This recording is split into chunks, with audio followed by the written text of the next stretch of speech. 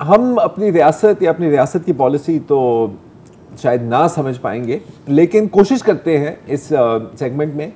کہ ہم دشمن کو سمجھنے کی کوشش کریں. تو تحریک طالبان پاکستان کا کیا سٹرکچر ہے، اس میں کتنے گروہ شامل ہیں، کمانڈ اینڈ کنٹرول اس کا کیسے ہوتا ہے، ان کی ریچ کہاں تک ہے، جس چیز کو ہم تحریک طالبان پاکستان کہتے ہیں اس میں کتنے گروپس شامل ہیں اس وقت میں؟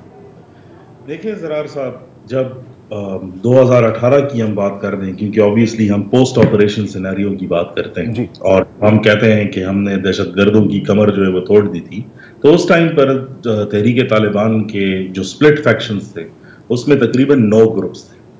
پھر آہستہ آہستہ یہ اپنے آپ کو جو ہے وہ ریکنسائل کرتے گئے، باقی گروپس ملتے گئے. موجودہ شکل میں جب ہم دیکھیں تو سندھ، بلوچستان، کے پی اور پنجاب سے ویریس فیکشنز جب ہم ملا لیتے ہیں تو یہ تقریباً 23 گروپس جو ہے وہ بنتے ہیں. اور آبویسلی 23 گروپس کا مطلب یہ ہے کہ increased manpower, increased resources as well as increased strength in areas which were previously considered to be outbound for them. Iftikhar,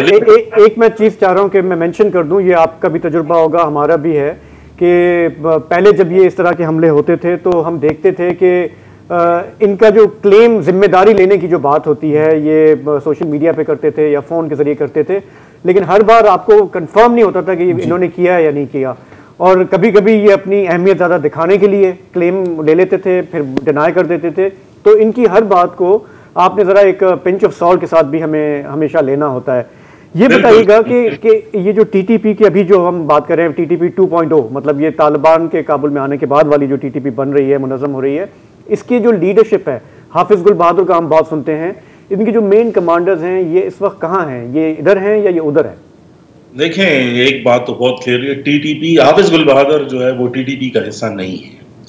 he is no longer part of T T P. T T P کے اندر جو ہے Mehsud faction ہمیشہ جو ہے وہ strong رہا ہے اور ان کی لیڈرشپ میجورٹی آف دیم